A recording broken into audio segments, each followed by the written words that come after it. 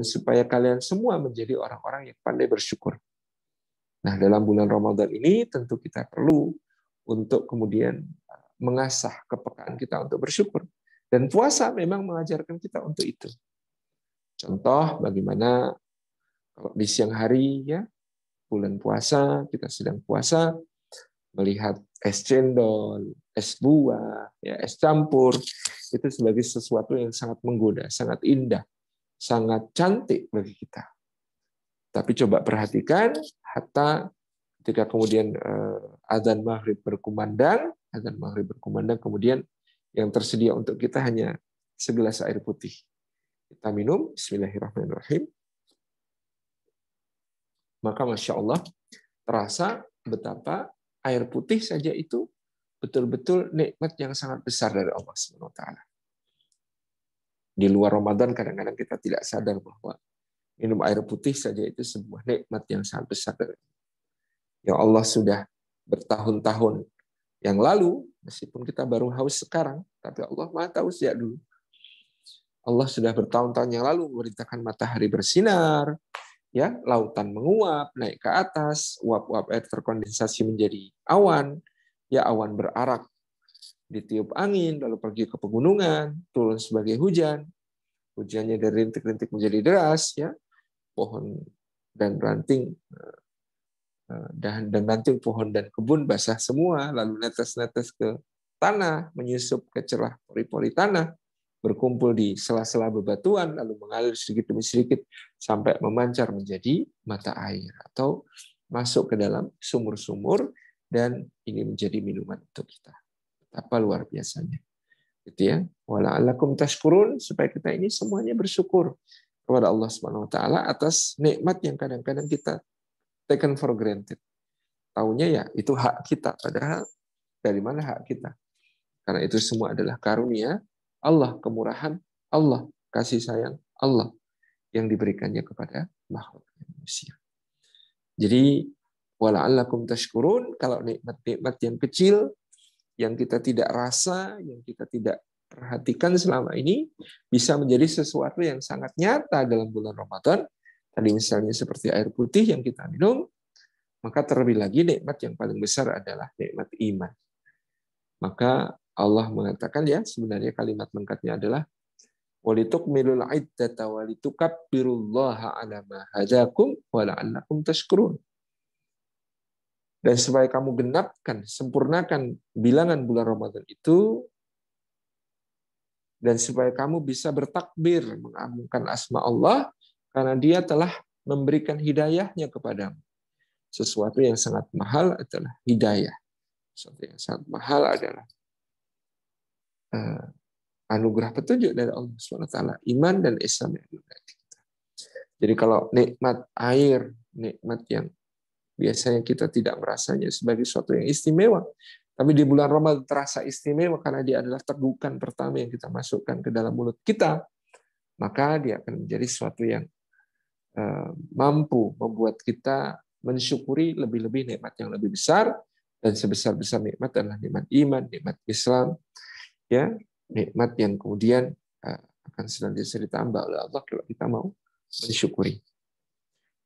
Jadi ibadah Ramadan kesemuanya harus ditujukan untuk mengasah kepekaan kita bersyukur kepada Allah.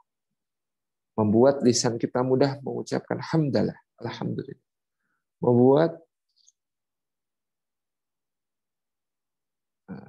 kita mampu selalu bersyukur dalam bentuk menggunakan nikmat-nikmat Allah itu untuk ketaatan, untuk kebaikan, untuk amal soleh, jangan sampai untuk kesia-siaan, dan jangan sampai untuk kemaksiatan.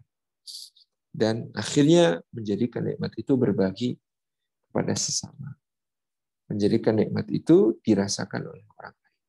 Membahagiakan dan bermanfaat bagi orang lain. Ini wala'allakum tashkurun. Jadi ada la'allakum tattaqun, wala'allakum tashkurun. Juga perlu kita didikkan kepada anak-anak kita, keluarga kita, supaya mudah untuk bersyukur kepada Allah. Supaya kemudian mereka ringan untuk bersyukur kepada Allah dan peka untuk bersyukur kepada Allah, melihat segala sesuatu yang di sekelilingnya sebagai hal yang patut untuk disyukuri di hadapan Allah SWT. Yang ketiga, di ayat yang ke-186 ada la'allahum yarshudun, supaya mereka semua mendapatkan bimbingan dari Allah Subhanahu wa taala. Supaya mereka semua mendapatkan taufik dari Allah Subhanahu wa taala. Tentu ini adalah sepuncak-puncak tujuan dari ibadah kita. Termasuk ibadah puasa adalah supaya kemudian Allah Subhanahu wa taala ya mengaruniakan kepada kita irsyad ini. Dalam hadis qudsi Allah Subhanahu wa taala berfirman, aku mau memerangi orang yang menyakiti wali-waliku. Ya. Hambaku itu untuk menjadi waliku, untuk menjadi kekasihku, kata Allah, itu dia mendekati aku dengan apa-apa yang kufardukan, apa-apa yang kuwajibkan. Maka dengan yang fardu, dengan yang wajib inilah seorang hamba bisa semakin dekat kepada Allah. Lalu sesudah itu dengan yang sunnah-sunnah. Gitu ya. Kata Allah, tidaklah hambaku mendekatkan diri kepadaku dengan sesuatu yang lebih aku cintai daripada yang fardu, yang aku wajibkan, yang aku perintahkan. Dan hambaku terus mendekatkan diri kepadaku dengan amalan-amalan sunnahnya sampai aku pun mencintainya. Kalau aku sudah mencintainya, kata Allah Subhanahu wa taala, maka aku menjadi mata yang dia gunakan untuk melihat, menjadi lisan yang dia gunakan untuk bicara, menjadi telinga yang dia gunakan untuk mendengar, menjadi tangan yang digunakan untuk bertindak, menjadi kaki yang dia gunakan untuk melangkah, untuk berjalan. Jadi seluruh anggota badannya itu bergerak di dalam iradahnya Allah, dalam kehendaknya Allah Subhanahu wa taala. Sehingga dia betul-betul seluruh anggota badannya menjadi alatnya Allah Subhanahu wa taala untuk menebarkan rahmatnya kepada hamba-hambanya. Jadi orang-orang yang mendapat irsyad, seluruh anggota badannya bergerak dalam rangka taat kepada Allah, dalam rangka syiar kepada Allah, dalam rangka mengajak manusia kepada kebaikan-kebaikan yang luas. Ini la'allahum yarshudun, supaya mereka mendapatkan petunjuk Allah, matanya dapat petunjuk, dibimbing Allah maka melihat pada yang baik-baik, menemukan yang baik-baik, membaca yang baik-baik, kemudian juga telinganya hanya mendengarkan yang baik-baik, matanya hanya boleh mendapat asupan pemandangan yang baik-baik, pandangan yang baik-baik, dan tangannya juga demikian, kakinya juga demikian. Ini la'allahum yarshudun, supaya kita semuanya mendapatkan bimbingan dari Allah yang tidak putus-putus, senantiasa demikian. Jadi ini Bapak Ibu yang dirahmati Allah, goals dari apa yang kita raih dalam bulan Ramadan. Mudah-mudahan kita dan anak-anak kita, pasangan kita semuanya dimampukan oleh Allah untuk menjadi orang yang bertakwa, untuk menjadi orang yang bersyukur, untuk menjadi orang yang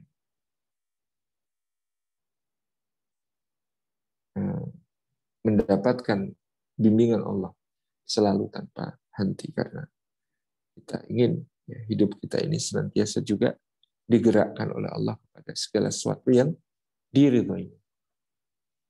Hadirin hadirat yang dimuliakan oleh Allah, kalau itu goalsnya supaya kita bertakwa, supaya kita bersyukur, supaya kita menjadi orang-orang yang mendapatkan bimbingan Allah. Dan dari 3 tujuan besar ibadah Ramadan kita, goals untuk kita semua ini, kita perlu menyusun rencana-rencana program ibadah Ramadan kita di rumah bersama keluarga. Apa yang bisa kita tentukan sebagai target, yang bisa kita penuhi untuk menjalankan ibadah-ibadah Ramadan kita secara baik selama bulan Ramadan. Jadi kita sepakati bersama keluarga program-programnya. Puasanya bagaimana?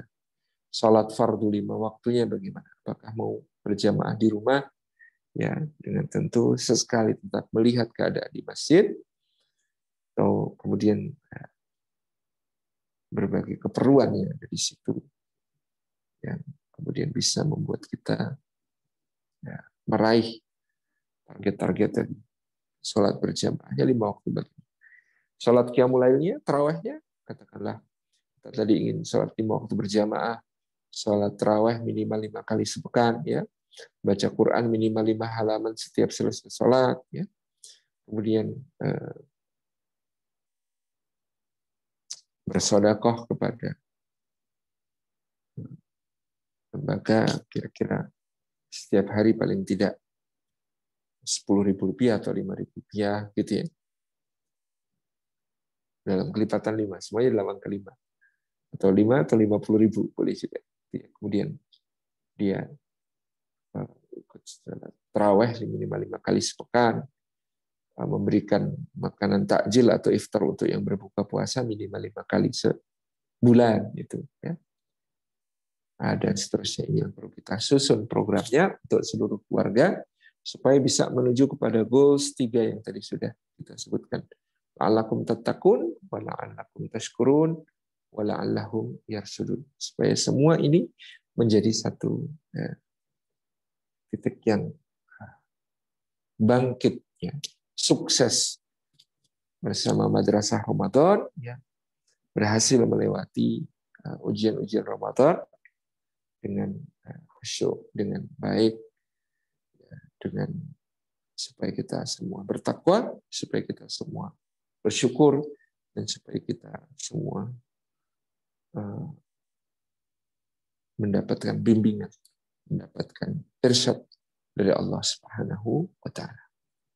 Saya kira itu pada intinya adalah kita rumuskan goals kita Ramadan ini bersama keluarga, lalu kita breakdown menjadi program-program yang kita bisa nikmati sekeluarga sepanjang bulan Ramadan.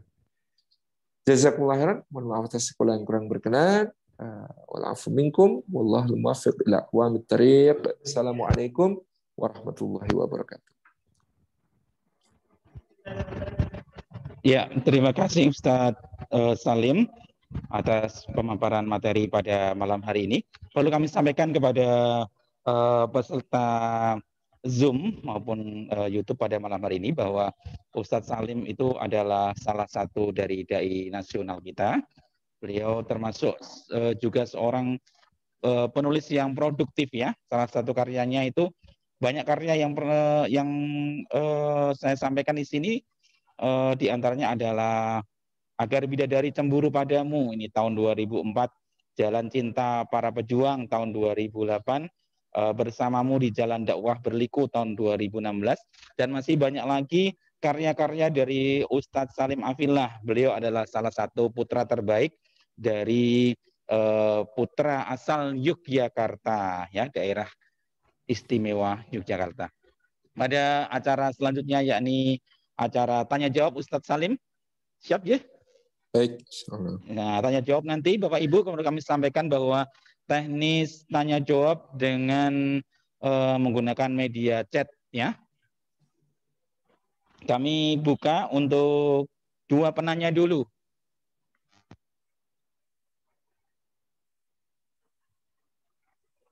Ya, bisa mengangkat tangan.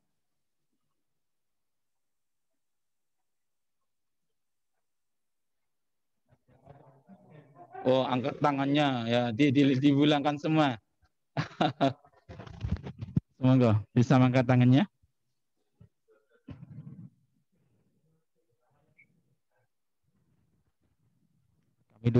Kami buka 2 penanya dulu.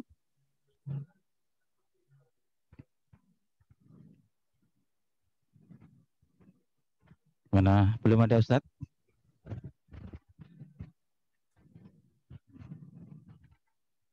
Kayaknya ini masih malu-malu atau mempersiapkan pertanyaan. Ya. Ini saya yang tanya dulu boleh Ustadz ya?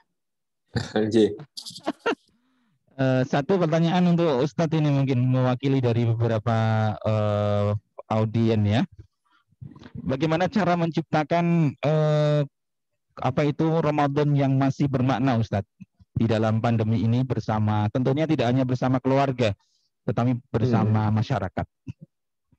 Baik, yang pertama tadi fokus kepada goals, fokus kepada tujuan agar bertakwa, agar bersyukur, agar mendapat bimbingan Allah Subhanahu wa taala. Lalu dari situ kita bisa menyusun ya berbagai program kegiatan ibadah syiar yang kemudian insya Allah akan menguatkan tujuan-tujuan yang tadi, akan membawa kita kepada tujuan-tujuan yang tadi.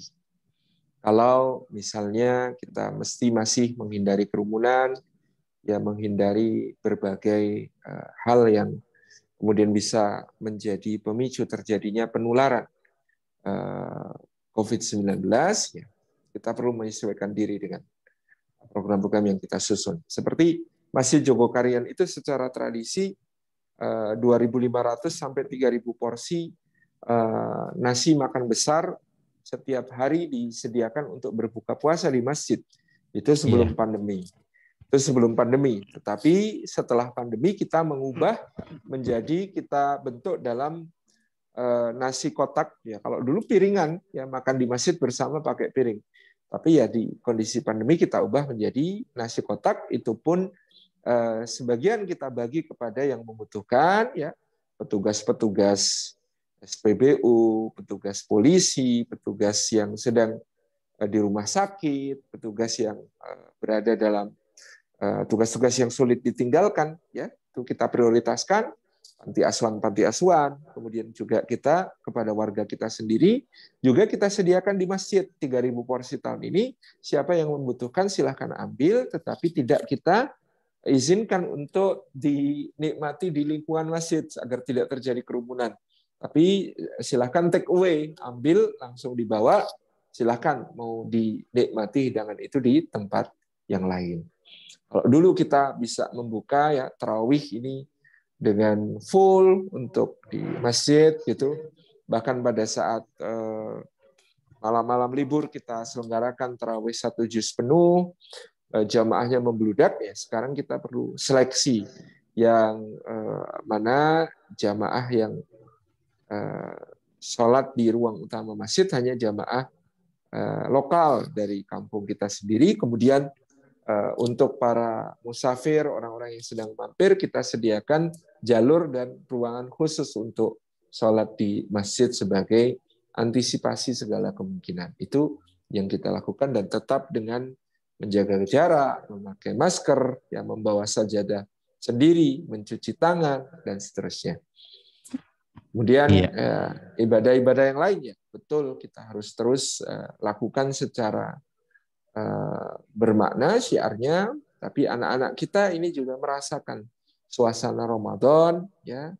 Misalnya satu saat kita perlu mengajak mereka untuk ikut mendistribusikan ya nasi takjil ini untuk panti asuhan, tentu dengan tetap memenuhi standar protokol kesehatan gitu ya, tapi mereka menyaksikan bagaimana bahagianya anak-anak yatim, bagaimana bahagianya orang-orang yang kesusahan mendapatkan bantuan semacam itu, dan kita latih mereka untuk ikut berbahagia dengan kebahagiaan sesama, mendapatkan manfaat dari mereka. Begitu contoh. Ya Ustadz. Terima kasih Ustadz. Ini ada satu pertanyaan dari kelas 1B ini kayaknya, dari Sofi. Iya. Saya bacakan ya Ustadz. Mau tanya Ustadz Salim, pertanyaannya begini. Bagaimana cara mengajari anak kecil puasa di kondisi pandemi ini, di mana kita memacu imun dengan asupan makanan? Ya, saya ulangi lagi Ustadz ya. Bagaimana cara mengajari anak kecil puasa di kondisi pandemi ini, di mana kita mengacu pada imun dengan asupan makanan? Oke, Ustadz. Ya. Baik, Dokter. Ini kayaknya melebar ya Ustadz ya. Iya, sebentar. Saya kok jadi lupa nama beliau. Dokter Piprim Basarah Yanuarso, seorang ahli imunologi, seorang ahli dalam persoalan imunologi, ya, itu melakukan satu riset baru yang menarik, bahwa salah satu cara menguatkan imunitas kita melawan infeksi virus maupun infeksi-infeksi yang lain itu justru adalah dengan puasa. Karena ketika kita berpuasa, ya ini ada bagian dari daya sistem pertahanan tubuh kita yang kemudian dilaparkan. Yang dilaparkan ini jadi lebih aktif sehingga ketika ada serangan virus masuk, mereka langsung menanggapi itu sebagai makanan. Ya. Maka disebut sebagai autofagi. Ada sistem daya tahan tubuh kita ini justru menguat ketika kemudian kita berpuasa karena antibodi kita itu seperti dilaparkan, lalu dia sangat sensitif ketika ada infeksi datang dan langsung kemudian bisa diperangi atau disikapi sebagai makanan, dimakan oleh pertahanan tubuh kita. Ini tentu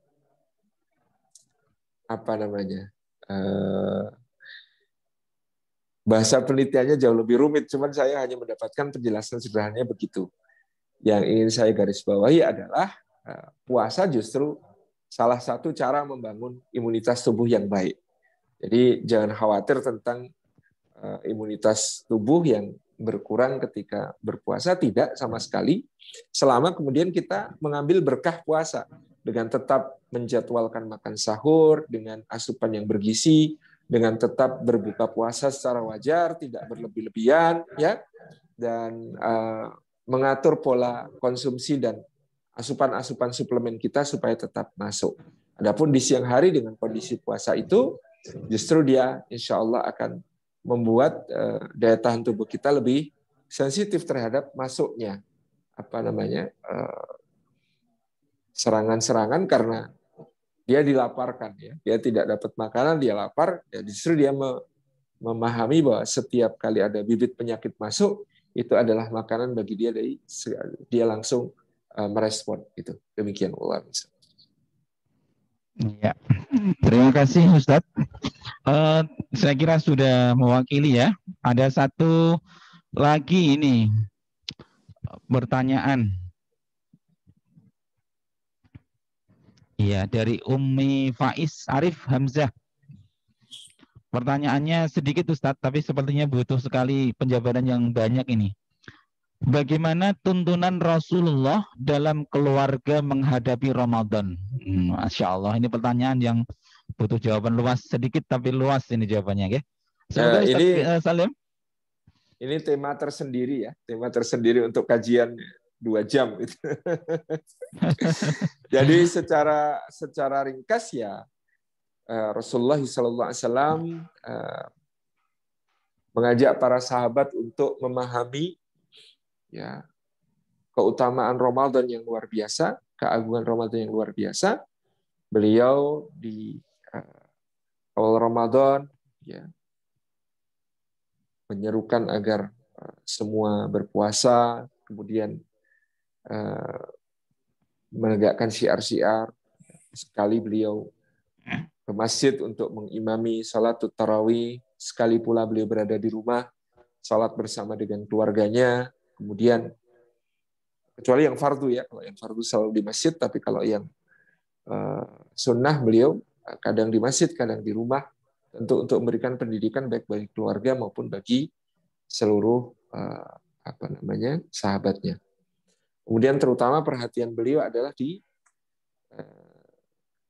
sepertiga terakhir, ya, 10 terakhir Ramadan, di mana beliau mengikat sarungnya, menunjukkan bahwa jangan sampai hal-hal sepele itu mengganggu kehusyuan beribadah, mengganggu konsentrasi untuk menyongsong Lailatul Qadar, mengisinya dengan i'tikaf dan berbagai macam aktivitas ibadah yang dituntunkan. Bahkan di 10 malam terakhir, Rasulullah SAW sering membangunkan keluarganya untuk qiyamul lail, untuk melaksanakan salat, zikir, doa, ya, bermunajat kepada Allah Subhanahu wa taala di malam hari. Demikian pula tuntunan Rasulullah untuk makan sahur ya mengambil waktu yang berkah sekaligus memperbanyak istighfar di waktu sahur tersebut untuk mendapatkan ampunan Allah Subhanahu wa taala.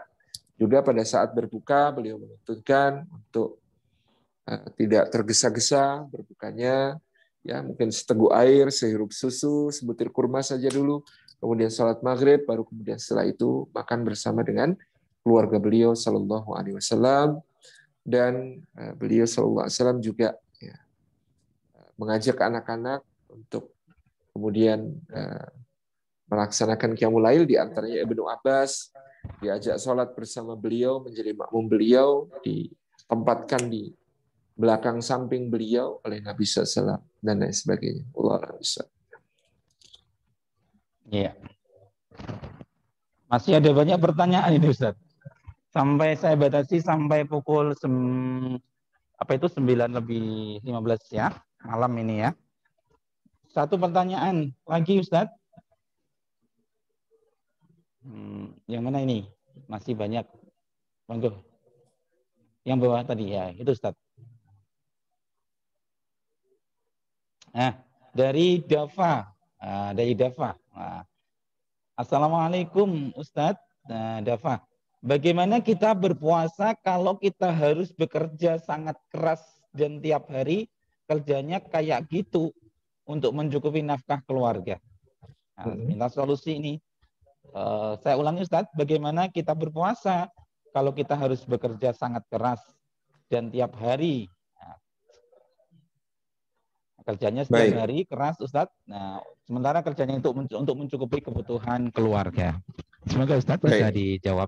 Ini secara fikih ini kayaknya.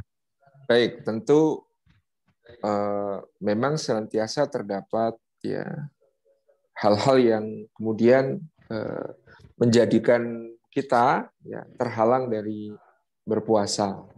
Bisa saja dia mengambil rukhsah, misalnya orang yang safar, orang yang sakit itu diberi rukhsah oleh Allah, ya. Faman kana maridan aw ala safarin fa'iddatun min ayamin ukhra. Siapa yang dalam keadaan sakit atau dia dalam keadaan safar, maka dia bisa mengganti di hari yang lain di luar bulan Ramadan tersebut. Nah, bagaimana dengan orang yang kemudian ya bekerja keras untuk memenuhi nafkah keluarga? Ada beberapa pendapat ulama tentang hal ini. Apakah dia termasuk wa 'alal ladzina yutiqunahu fidyatun ta'am miskin? Nah, apakah dia termasuk orang yang terhalang dengan berat untuk menjalankan puasa itu dan tidak memungkinkan baginya untuk mengganti di hari yang lain karena sebab biasanya yang dijelaskan para ulama dalam tafsir ayat ini adalah karena sakit menahun yang tidak bisa diharapkan kesembuhannya atau hamil dan menyusui yang berlangsung berturut-turut sehingga kemudian sangat kesulitan untuk menemukan waktu mengganti puasanya. Ini kemudian dihukumi untuk membayar fidyah. Nah, memang muskil tentang yang bekerja keras dan memang harus bekerja untuk memenuhi nafkah keluarganya ini. Yang pertama yang disarankan para ulama, jika dia tetap bisa berpuasa, maka tetap lebih afdal baginya untuk berpuasa. Ya, karena bahkan orang yang safar ataupun yang sakit itu pun meskipun ada rukhsah dalam puasa, kaidahnya adalah wa antasumu khairul lakum. Apabila kamu berpuasa, maka itu tetap lebih baik bagimu. Sehingga ada yang menyebutkan bahwa rumusnya rukhsah dalam sholat sebaiknya diambil, rukhsah dalam puasa jika mampu sebaiknya ditinggalkan. Misalnya safarnya itu ya tidak membuat payah. Ya, contohnya saya bulan Ramadan 2 tahun yang lalu itu hampir setiap hari naik pesawat. Jadi itu safar terus itu, safar terus. Ya, kalau dituruti safar jadi rukhsah itu bisa ya 2/3 atau bahkan 3/4 Ramadan nggak usah puasa karena safar gitu. Tapi karena puasa itu memiliki kaidah wa antasumu khairul lakum, puasa itu lebih baik bagimu ya jika kamu mengetahui ya, maka ya puasa itu menjadi rukhsahnya dapat ditinggalkan. Jadi kalau pekerjaan kita masih memungkinkan untuk kita ya melaksanakan puasa meskipun berat, ya, tidak membahayakan jiwa kita, tidak membahayakan nyawa kita, tidak membuat kita jatuh sakit, maka puasa itu bisa dilaksanakan. Yang kedua, ada pendapat ulama mengatakan berarti dia masuk alladzina yutiqunahu, yang harusnya menjalankan tetapi dia tidak mampu, dia tidak sanggup, ya.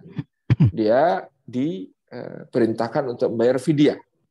Tapi sebagian ulama mengatakan bagaimana dia membayar fidyah sedangkan dia bekerja keras itu untuk memenuhi nafkah keluarganya yang juga terbatas.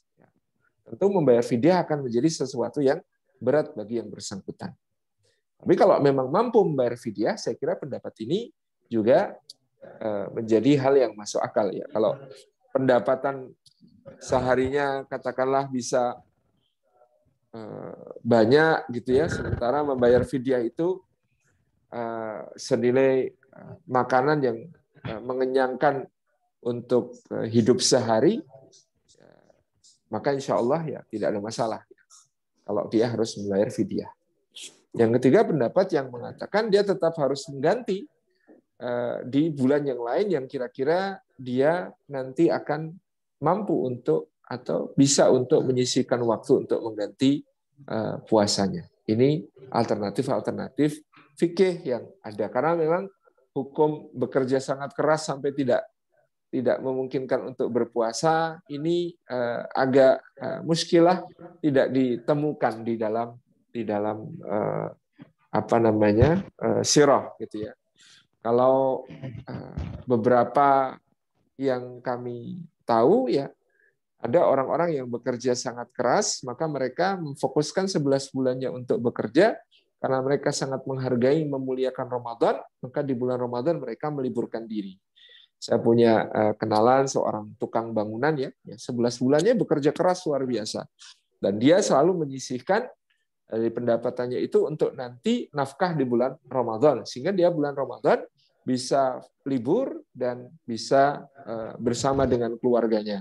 Kalaupun bekerja, maka mengerjakan pekerjaan-pekerjaan yang tidak terlalu berat. Itu yang dia lakukan. Saya juga punya tetangga di sini yang kemudian dia berjualan bubur ayam. Berjualan bubur ayam itu selalu dia istiqomah. Setiap Ramadan dia libur full, tidak jualan.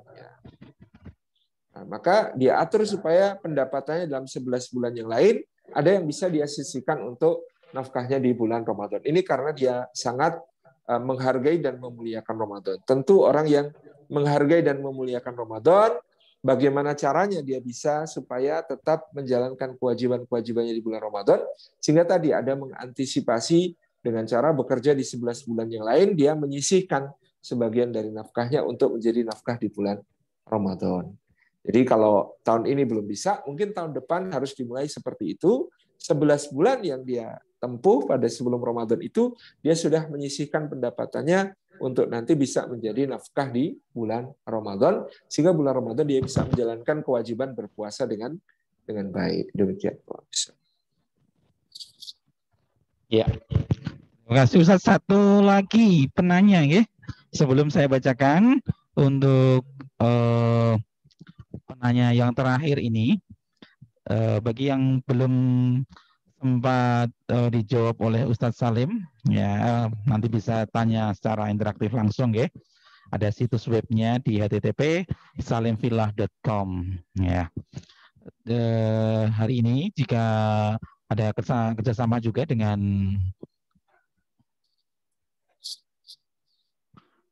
ya, izin bertanya Ustadz. Ya, izin bertanya Ustadz. Pertanyaan terakhir ya. Bagaimana agar hingga akhir Ramadan, Ramadan vibe-nya terus ada, terus terasa. Karena biasanya semangat ibadah Ramadan hanya di awal saja. Di akhir sudah rasa-rasa bebas karena bahagia ingin Idul Fitri. Jadi pertanyaannya, nah ini pertanyaan intinya Ustadz. Bagaimana di akhir Ramadan vibe Ramadannya terus bertahan namun tidak menghilangkan vibe Idul Fitrinya? Nah, ini pertanyaan dari Muslim. Nah, terima kasih. Semoga Ustadz bisa dijawab. Jadi pertanyaannya, pemenang itu ditentukan di garis start atau di garis finish?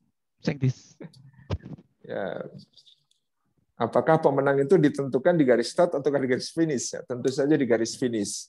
Maka adalah aneh kalau ada orang ikut lomba lari, ya sudah menjelang garis finish lalu dia malah santai. Ini agak lucu gitu ya, tidak sesuai. Maka kemudian kita harus selalu memahami bahwa Ramadan ini ya puncaknya berada di pertiga terakhirnya. Di situ terdapat keutamaan-keutamaan yang jauh lebih besar daripada di bagian awalnya. Sehingga justru harus kita mempertahankan semangatnya supaya di akhir Ramadan ini tidak mengendor, tapi justru semakin semangat.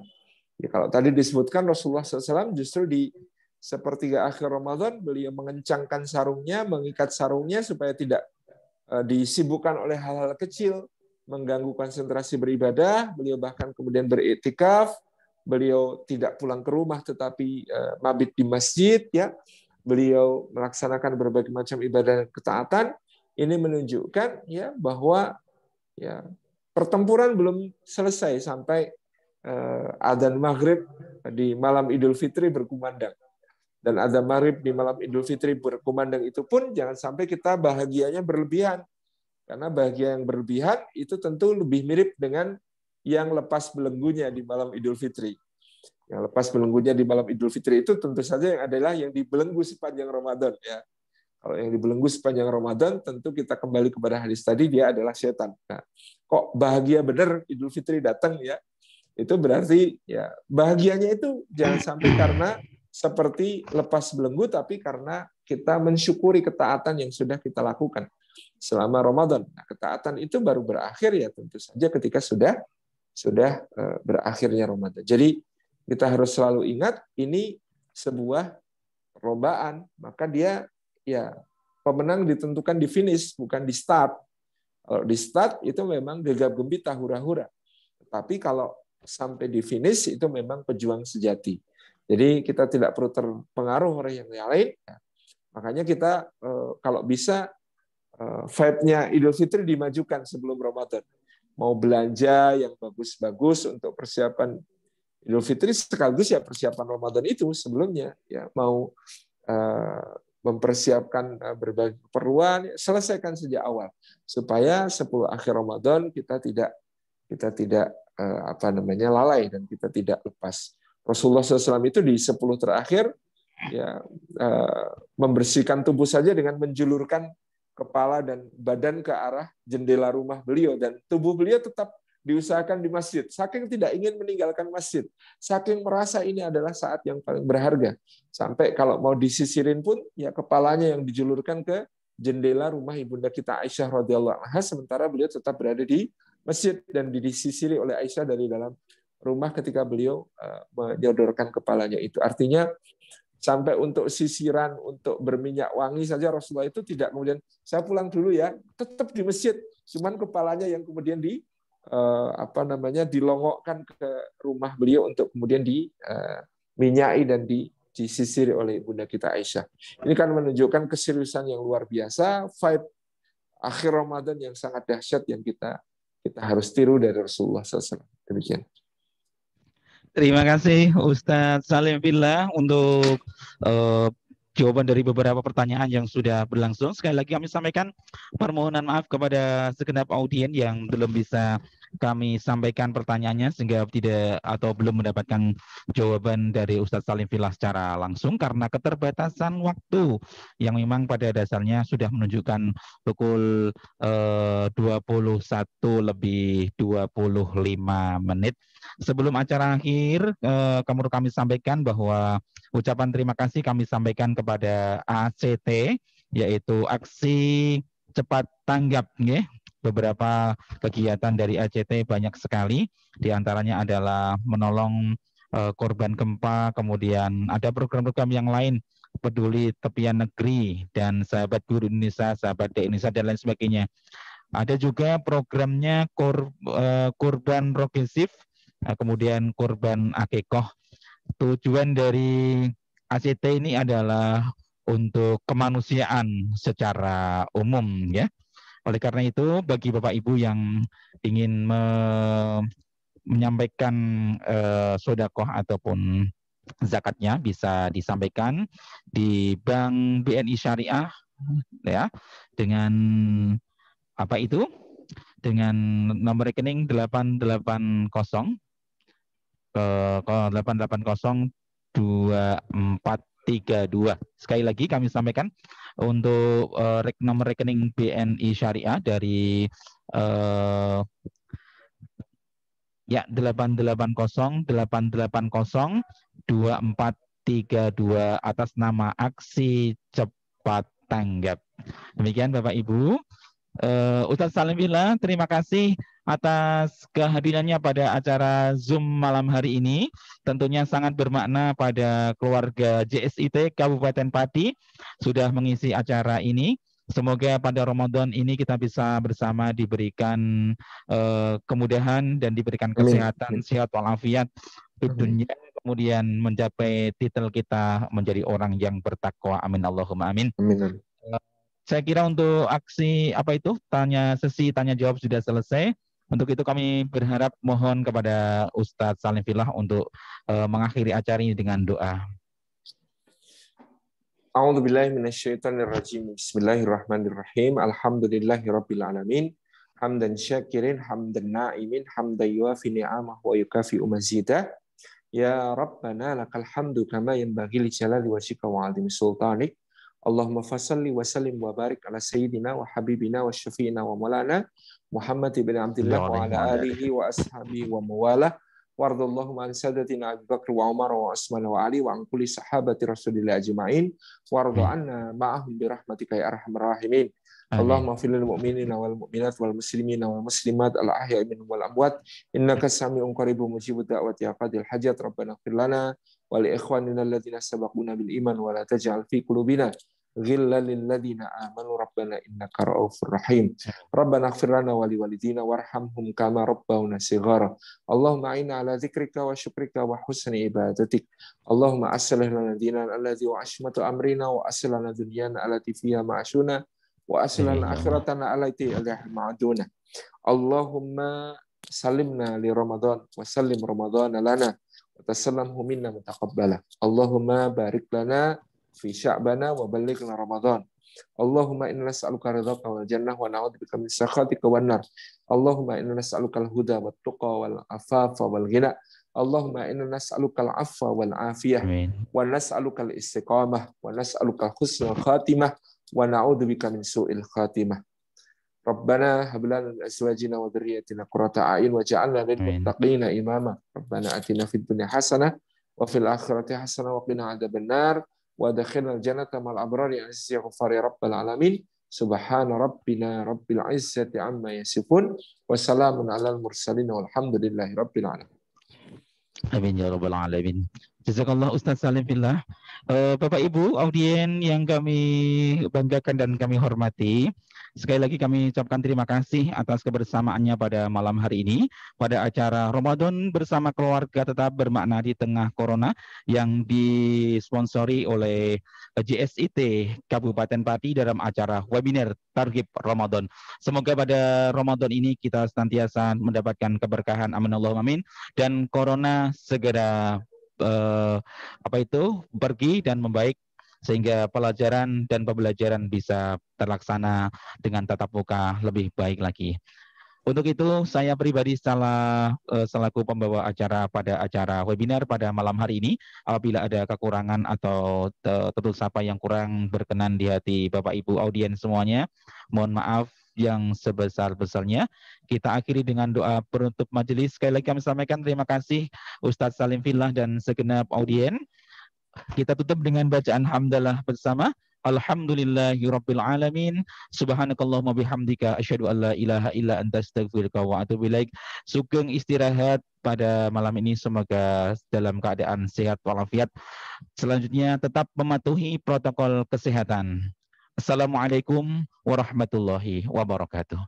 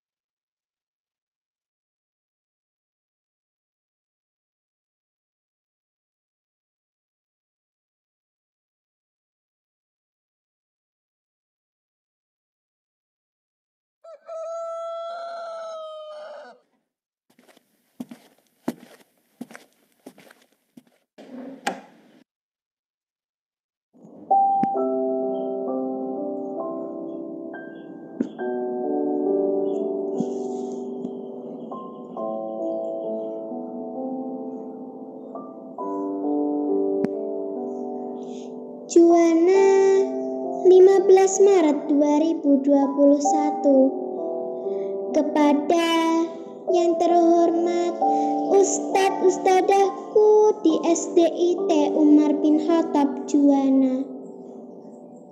Assalamualaikum warahmatullahi wabarakatuh. Salam taksimku untuk Ustadz Ustadahku tercinta. Pagi ini ku hela nafas panjang, ku susuri jalan menuju sekolahku, berharap aku bisa berjumpa dengan kalian, Ustadz Ustadahku. Tapi tak kutemui keberadaanmu di sana. Teman-temanku pun tak kujumpai satupun di sana. Aku terlalu berhayal. Sebenarnya aku tahu itu belum saatnya kita jumpa. Aku hanya ingin melepas rinduku di halaman sekolahku, Ustadz Ustadahku. Untukmu yang jauh di mata, dekat di doa, ku tuliskan surat ini. Ku beri judul yang indah, seperti yang pernah engkau ajarkan dulu di kelas. Aku berharap engkau kan teringat selalu padaku setelah membaca tulisan ini. Segera serindu yang meradang untuk Ustadz Ustadahku. Bagaimana kabar Ustadz dan Ustadahku? Doaku selalu terpanjat untuk kalian. Semoga selalu diberikan kesehatan dan terhindar dari virus corona yang membelenggu bumi ini. Selalu dalam lindungan Allah dan dimudahkan segala urusannya. Amin. Ya Rabbal Alamin. Ustadz Ustadahku, tak terasa sudah setahun lamanya kita tidak bersua. Hari-hari kita lalui sekedar perjumpaan virtual saja. Ustadz Ustadahku, terasa ada yang mengganjal di dadaku. Banyak cerita yang ingin kuungkapkan kepadamu. Aku baru sadar bahwa kehadiranmu sangatlah berarti bagiku. Tak cukup rasanya saling menyapa lewat daring seperti yang kita lakukan saat ini. Meski aku berusaha mendengarkan semua penjelasan materimu, tapi tetap saja ada yang kurang. Konsentrasiku selalu buyar. Aku masih teringat ketika di awal liburku, awal masa pandemi membelenggu negeri ini. Hati ini bersorak-sorai penuh kegirangan. Saat itu kami berpikir libur panjang kami akan terasa menyenangkan. Tak ada PR yang menggunung, tak ada tugas yang menumpuk, apalagi ulangan harian yang memeras otak kami. Betapa bahagianya kami mendengar sekolah diliburkan. Tentu banyak waktu yang akan kami habiskan untuk bermain. Tidak perlu menahan kantuk karena harus bergegas pergi ke sekolah saat pagi hari. Tidak perlu menghabiskan waktu seharian juga di sekolah. Aku jadi menyesal Ustadz Ustadahku. Ternyata kenyataan tak semanis yang kubayangkan waktu itu. Tahukah engkau Ustadz Ustadahku, hari-hariku semakin hampa dan membosankan dengan rutinitas virtual ini. Menyapamu hanya sebatas di layar sentuh. Canda tawa teman-teman pun tak lagi ku dengar. Harus bagaimana lagi ustadz-ustadahku? Tanpa bimbinganmu, ku akui semakin merosot semangat belajar dan ibadahku. Tugas darimu sering terbengkalai. Sholat duhaku tak serajin dulu. Tilawahku pun tidak sebanyak waktu itu. Aku tahu ini bukan salahmu ustadz-ustadahku. Tapi ku sadari engkaulah pembimbingku yang selalu mengingatkanku di saat aku lalai dan menegurku di saat aku hilaf. Masih terngiang jelas nasihat-nasihat yang engkau sampaikan pada kami. Ingin kulihat senyuman tulusmu yang selalu mengembang menyambut kedatangan kami di depan kelas. Sentuhan lembutmu terasa menghangatkan relung hatiku. Saat salam taksimku, angkuh jemarimu sebagai bentuk baktiku.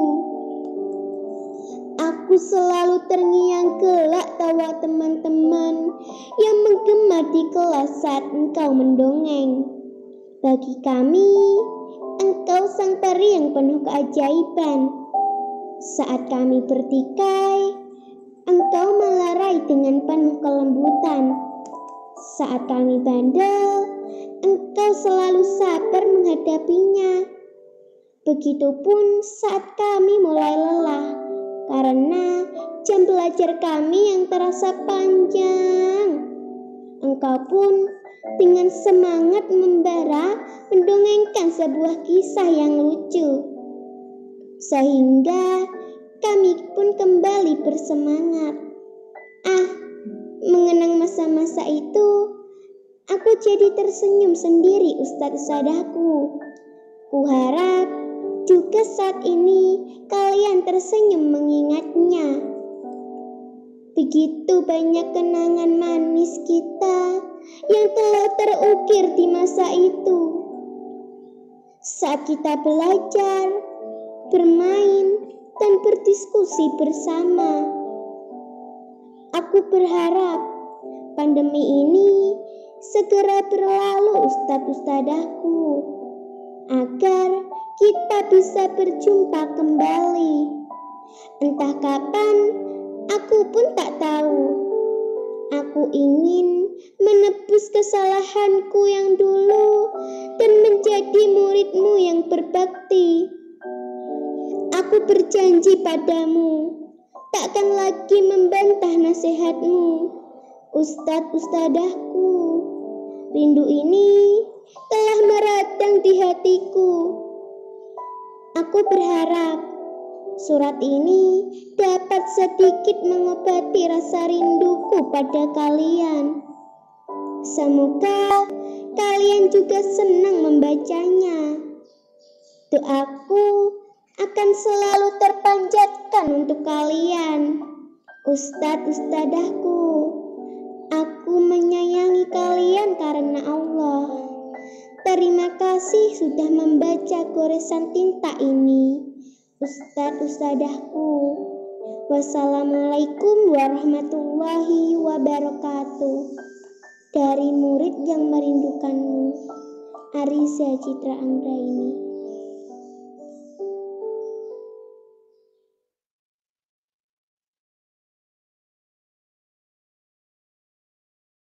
Dengan berbekal semangat kami melangkah, menjalin ukhuwah dengan tekad membaca. Assalamualaikum warahmatullahi wabarakatuh. Perkenalkan, saya Ustadzah Murwati dari SDIT Umar bin Khattab Juwana, Kabupaten Pati, mewakili untuk mengikuti lomba simulasi pembelajaran jarak jauh di masa pandemi.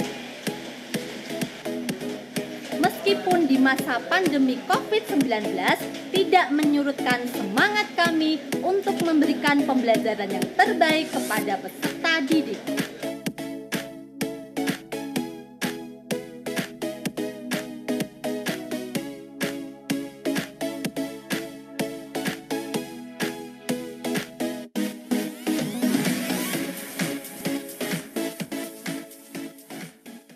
Assalamualaikum warahmatullahi wabarakatuh.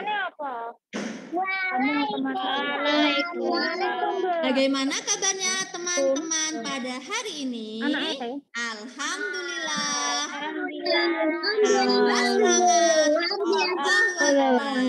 Mari kita buka pembelajaran pada hari ini dengan bacaan basmalah bersama-sama. Bismillahirrahmanirrahim. Allah memberikan kemudahan dan ilmu yang bermanfaat untuk kita semua. Baik, sudah hadir semua ya, ada Mas Riza, Mbak Zema, dan yang lain untuk hari ini ya. Tolong partisipasi aktifnya karena nanti akan ada poin untuk kalian yang Ustazah catat di daftar nilai. Coba Ustazah pengen dengar semangatnya dulu ya. Tepuk semangat.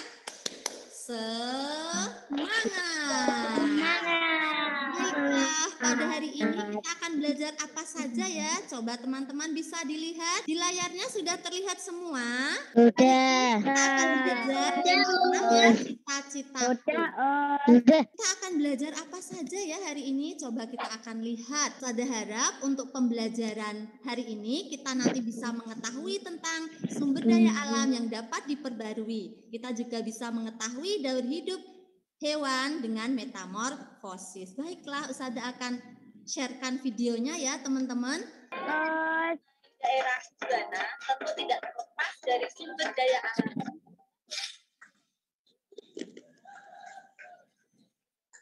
Baik, teman-teman, apa ya yang dilihat dari video tadi? Ada yang bisa menguraikan tentang sumber daya alam, terutama yang ada di daerah kita ya, karena kita berada di pesisir Juwana. Baiklah teman-teman, sumber daya alam sangat penting ya. Di dalam Al-Quran juga Allah sudah menjelaskan dalam surah An-Nahl. Coba teman-teman bisa dilihat di layarnya. Nah, surah An-Nahl ayat 14, dan dialah yang memudahkan laut supaya kamu dapat makan darinya daging yang lembut-lembut supaya kamu semakin bersyukur kepada Allah Subhanahu wa taala. Bisa dilihat ya di layarnya tentang sumber daya alam yang ada di lingkungan sekitar. Coba kita lihat ada apa saja itu? Ada ikan, ada juga ya di sini. Nah, ini adalah tentang sumber daya alam di lingkungan sekitar kita. Jadi, apa itu sumber daya alam teman-teman ya? Segala sesuatu yang berasal dari alam. Iya, hebat sekali. Tepuk keren untuk Badila. Keren, hebat sekali. Nah, ada dua jenis ya. Yang pertama, sumber daya alam yang dapat diperbarui, yaitu jumlahnya melimpah di alam. Yang kedua, sumber daya alam yang tidak dapat diperbarui, jumlahnya terbatas dan proses terjadinya itu sangat lama. Ini adalah contohnya. Ada tumbuhan, kemudian keren untuk kita semua. Teman-teman, setelah tadi melihat materinya, Ustazah pengen teman-teman untuk menyebutkan. Coba disiapkan buku tulisnya. Tolong dituliskan sumber daya alam apa saja yang dapat diperbarui. Kalau sudah, nanti takbir ya yang sudah. Allahu Akbar. Silakan, siapa yang sudah selesai? Ya, Mbak Dila. Silakan disebutkan, Mbak Dila.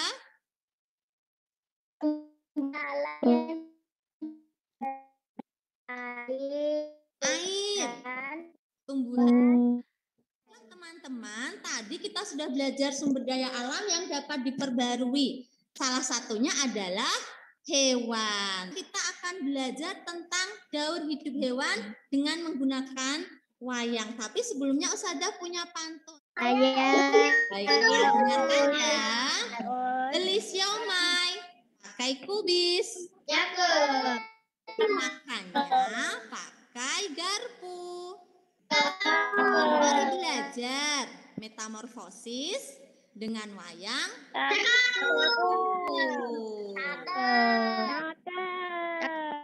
Ada yang mau membalas pantun Ustazah?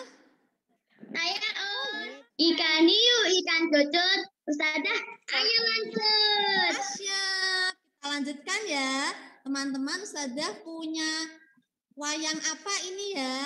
Wayang kupu-kupu. Mari kita urutkan metamorfosis dari kupu-kupu. Dari apa dulu ya ini ya? Metamorfosis Dari telur kemudian menjadi telur bulat. ulat, betul sekali. Ulat kemudian menjadi Kepompong. dan kepompong menjadi kupu. hebat sekali. Tepukan untuk kita semua. Keren. Kita menyanyikan lagu Metamorfosis. Yuk kita berdiri bersama-sama yuk. Kita akan menyanyikan lagu Metamorfosis. Ayo ready, semuanya sudah siap ya? Kita mulai, semuanya berdiri yuk. 1, 2, 3, yuk. Kupu-kupu Telur menjadi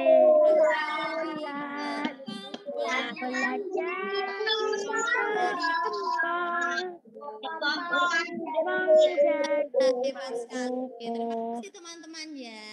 Nah, coba sudah dipersiapkan styrofoamnya? Sudah, Urutkan ya. Silahkan teman-teman mengurut metamorfosis hewan. Yuk kita urutkan yang sudah selesai. Silahkan ditunjukkan.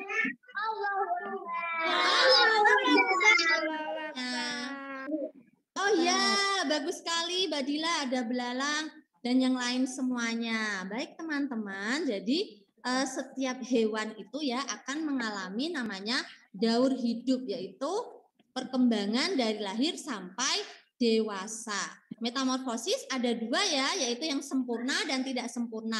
Yang sempurna bentuknya berbeda pada tiap tahapnya dan ada tahap pupa. Sedangkan yang tidak sempurna bentuknya hampir sama, tetapi tidak ada tahap pupa. Ini adalah contoh, beberapa contoh metamorfosis. Ayo kita lihat, ada contoh yang sempurna adalah apa? Kupu-kupu. Yang tidak sempurna apa contohnya? Lihat, ada kecoa. Ya, betul sekali. Nah, ya, silahkan teman-teman tuliskan di buku kalian urutan metamorfosis yang sudah selesai nanti takbir. Allahu Akbar. Allahu Akbar. Coba Mas Hafid bisa dibacakan ke teman-teman, dipresentasikan hasil karyanya Mas Hafid, silahkan. Dapat dari telur. Ya, kemudian menjadi menjadi nimfa. Ya, telur nimfa kemudian menjadi capung dewasa. Pada hari ini Ustazah akan berikan soal tapi dalam bentuk kuis.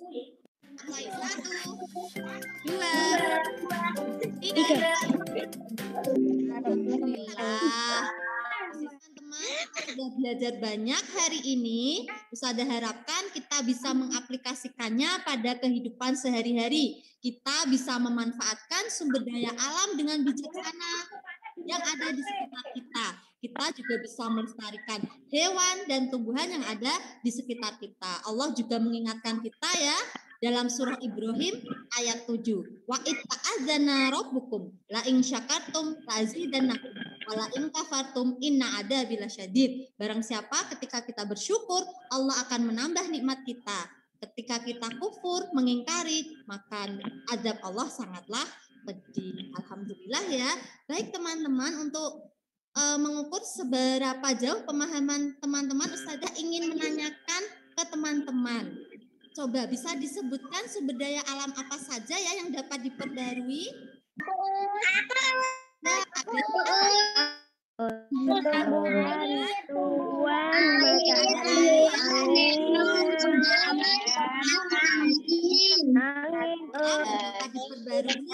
ya, kemudian tentang hidup hewan. Bagaimana teman-teman hari ini belajarnya? Menyenangkan apa sangat menyenangkan ya? Menyenangkan. Ya, teman bisa mempelajari ya untuk pertemuan berikutnya. Silakan pelajari pembelajaran 4. Belajar yang sungguh-sungguh ya, dan jangan lupa untuk menjaga sholat 5 waktunya, membantu orang tua tilawah Al-Qur'annya, jaga kesehatannya ya di masa pandemi ini, tetap laksanakan 3M. Terima kasih banyak ya teman-teman untuk partisipasinya pada hari ini. Mari kita baca hamdalah bersama-sama.